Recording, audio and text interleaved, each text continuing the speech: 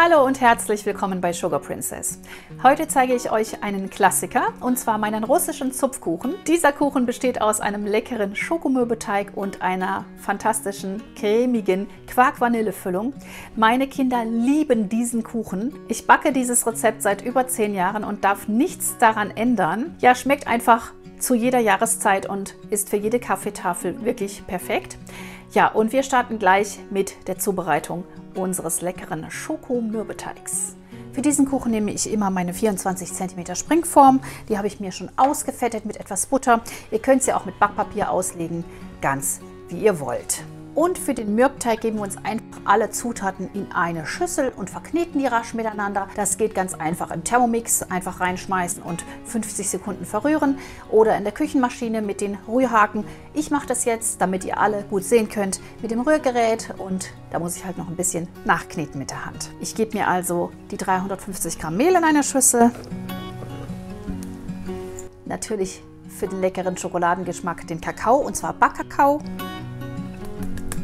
Das waren 30 Gramm, 150 Gramm Zucker,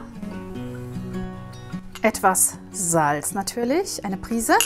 Ich verwende etwas Vanillearoma, das könnt ihr aber weglassen, ist optional. Dazu kommt 200 Gramm Butter in Stücken.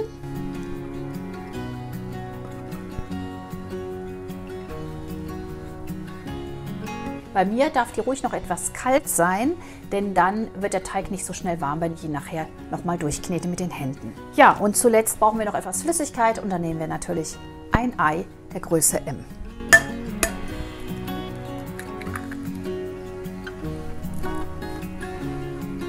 Und jetzt werden wir uns unsere Zutaten verkneten, und zwar so lange, bis sie krümelig sind, und dann gebe ich dem Mürbeteig mit den Händen wie immer den letzten Schliff.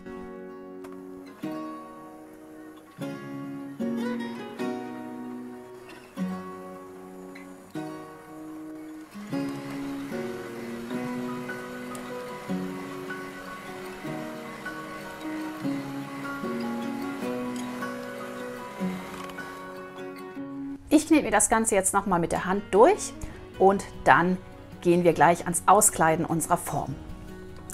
Nichts verschwenden. So, und jetzt können wir das Ganze einfach nochmal mit den Händen durchkneten. Macht erstens Spaß und zweitens verbindet es den Teig einfach noch besser.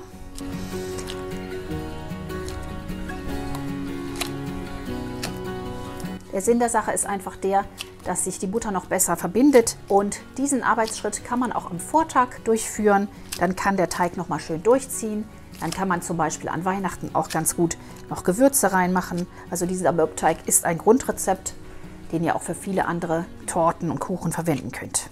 Und ihr seht, das verbindet sich ganz gut und wird richtig schön dunkel, schokoladig. Damit der Teig sich noch besser verbindet, gebe ich mir den auf meine Arbeitsfläche und teile ihn mir immer so ein bisschen auf und gehe jetzt einfach so mit der Handfläche immer so ein bisschen durch, sodass die Butter wirklich überall gut verteilt und zerquetscht ist sozusagen.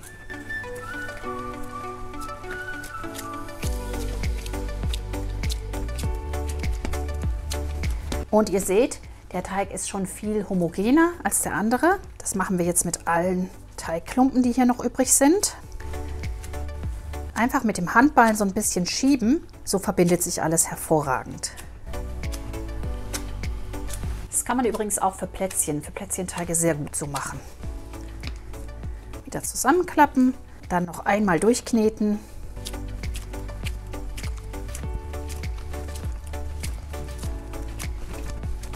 Fertig ist unser wunderschöner Teig.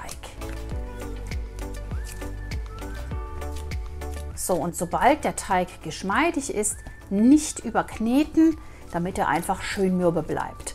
Denkt daran, wenn ihr einen Mürbeteig überknetet, dann wird das ganze Gebäck hart. Ich werde das alles nochmal zusammenkneten und dann nochmal richtig dritteln.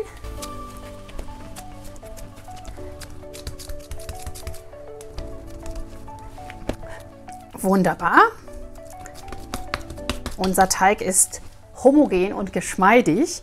Jetzt werden wir uns den Teig dritteln, denn 1/3 brauchen wir für die Flecken oben auf und 2/3 für die Form. Ich mache das jetzt einfach mal Pi mal Daumen, so ungefähr. Genau, das ist mein Teig für die Flecken und den Rest, damit kleide ich jetzt meine Form aus. So, und ich gebe mir das ganz gerne immer so einfach schon als Kreis ausgeformt in meine Backform und drücke das dann einfach so hinein. Ich habe hier noch den restlichen Teig. Der kommt jetzt einfach als Rolle ringsherum.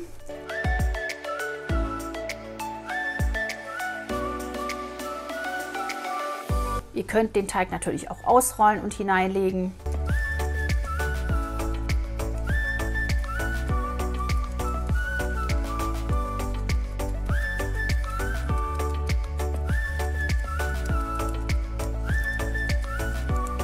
Achtet auf diese Kante hier unten. Oft ist sie viel zu dick. Man muss hier schon mit den Fingern nachhelfen oder eben den Teig wirklich dünn ausrollen, damit es einfach hier nicht diesen Übergang gibt, der zu dick ist. Das schmeckt dann immer nicht so gut, finde ich. Deswegen drücke ich da gerne noch mit den Fingerspitzen rein. Dann dünnt sich das Ganze aus und schmeckt dann auch an der Stelle lecker und sieht auch gut aus. Schauen, dass alles schön gleichmäßig in die Form gedrückt ist, wenn ihr das mit den Fingern macht. Bei mir ist es so, diejenigen, die schon länger auf dem Kanal sind, wissen das. Bei mir hat das die Großmutter mir so beigebracht. Seitdem mache ich das so, aber ihr könnt natürlich auch sehr gerne den Teig einfach ausrollen. Das Ganze mache ich so lange, bis ich zufrieden bin. Ich mache da immer so ein bisschen länger rum, weil ich oft denke so, ah, hier muss das noch ein bisschen und hier noch. Also macht das einfach so lange, bis ihr zufrieden seid. Wunderbar, die Form ist fertig. Wir können uns gleich an die Füllung machen. Bevor ich das aber tue, steche ich hier den Boden nochmal ein mit der Gabel.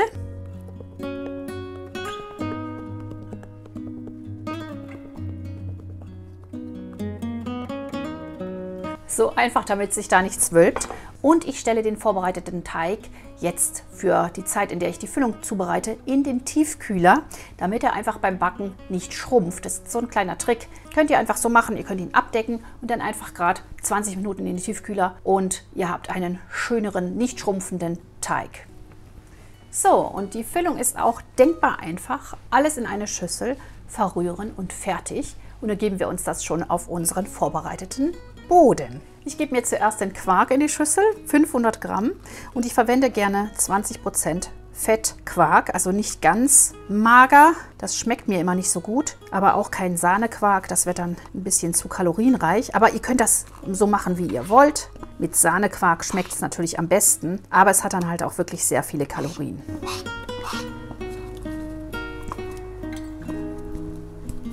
Alle Zutaten haben bei mir Zimmertemperatur. Hier kommt jetzt noch die Butter dazu, 180 Gramm, die sollte auch weich sein.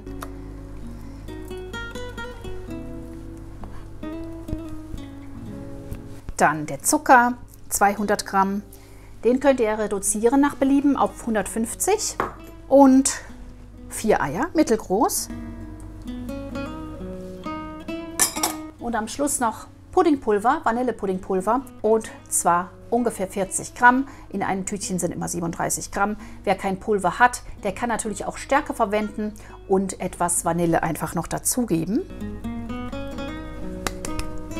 Schließlich gebe ich mir noch ein bisschen Vanillearoma dazu, damit einfach der Vanillegeschmack noch intensiver wird. Ihr könnt da einfach auch eine Tüte Vanillezucker nehmen oder einen Esslöffel selbstgemachten Vanillezucker. Jetzt wird das Ganze gerade verrührt und ist dann schon fertig.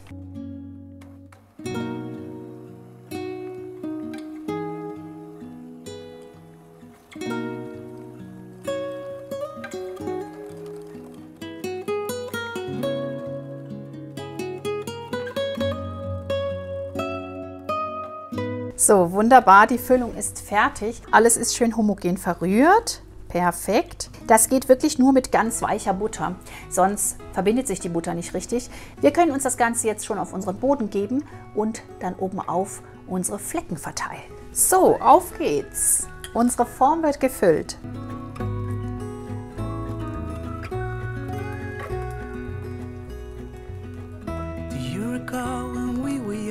Und dann nehmen wir jetzt uns das letzte Teigdrittel und zupfen das einfach so ein bisschen. Und werfen die Fleckerl oben auf. Und wie gesagt, ihr könnt euch auch sehr, sehr gerne Formen ausstechen.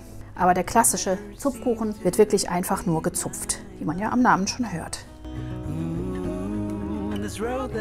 Meine älteste Tochter liebt diesen Kuchen über alles. Ich muss den ihr immer wieder backen.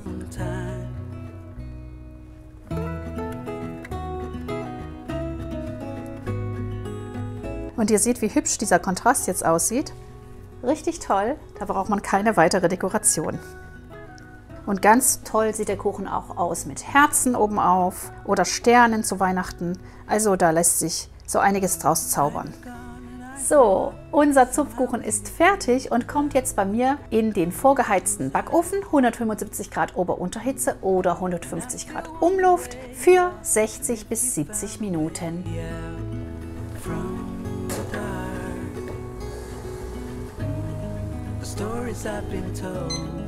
So, der russische Zupfkuchen ist fertig. Er steht schon auf der Platte, eine Haube ist auch schon drauf. Ich hatte ihn nämlich im Kühlschrank stehen über Nacht. Und ich habe ihn nach dem Backen bei leicht geöffneter Ofentür im Ofen auskühlen lassen. Ist immer ganz wichtig bei Käsekuchen. Und dafür muss man sich halt ein bisschen Zeit nehmen. Also am besten das Ganze am Vortag zubereiten und am nächsten Tag erst servieren. Schön gekühlt, dann schmeckt er am besten. Ja, und wenn wir schon von Essen sprechen, wir werden ihn jetzt endlich probieren. So, dann lasst uns anschneiden. Mir läuft schon das Wasser im Mund zusammen hier.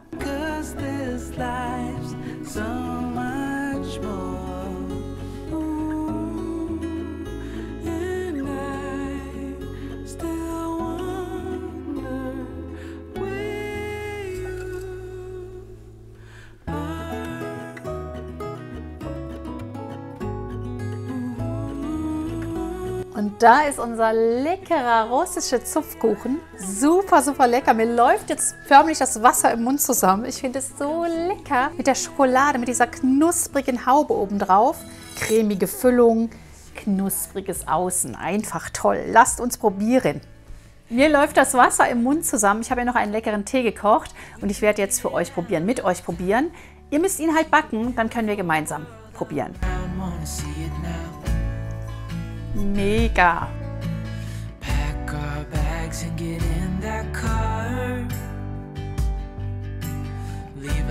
Genial!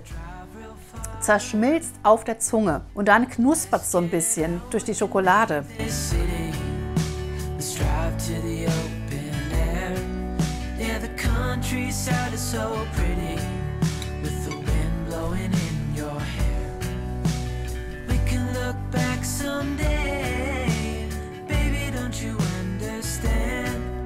So, so lecker.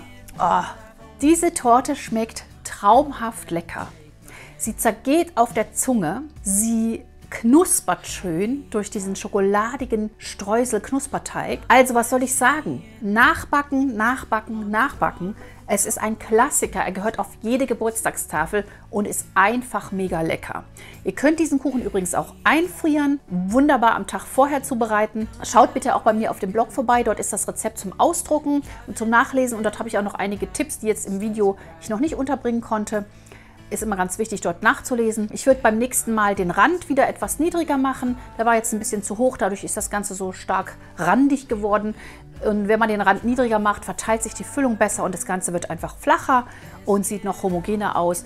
Aber so ist er auch wunderschön, so rustikal und ach Gott, der Geschmack ist einfach himmlisch. Das war unser bestes Rezept für den russischen Zupfkuchen. Ein Rezept, das wir seit über 10 Jahren backen, meine Älteste und ich hauptsächlich. Ja, und bei uns ist dieses Rezept mega beliebt. Wenn euch das Rezept auch so gut gefallen hat, dann vergesst bitte nicht, mir einen Daumen nach oben zu hinterlassen. Einen netten Kommentar, gerne mit Tortenwunsch. Und ja, wir sehen uns nächsten Sonntag hier wieder um 10 Uhr für ein neues Torten- oder Kuchenvideo. Und nächsten Mittwoch um 18 Uhr gibt es wieder einen neuen Vlog von der Ostsee. Dieses Mal werden wir dann abtauchen mit der Tauchgondel. Ich hoffe, ihr habt den dieswöchigen Vlog schon gesehen. Wenn nicht, ich verlinke euch den gerne hier oben nochmal. Und abonniert auch dort den Kanal, der ist ganz klein noch und braucht ein bisschen Unterstützung. Da würden wir uns sehr freuen. Wir geben sehr viel Mühe in die Videos und freuen uns immer sehr, wenn das auch gewertschätzt wird. Ja, und freuen uns natürlich auch, wenn ihr mit uns mitreist. Jetzt bleibt mir nur noch zu sagen, bleibt gesund, viel Spaß beim Nachbacken und bis nächste Woche. Tschüss!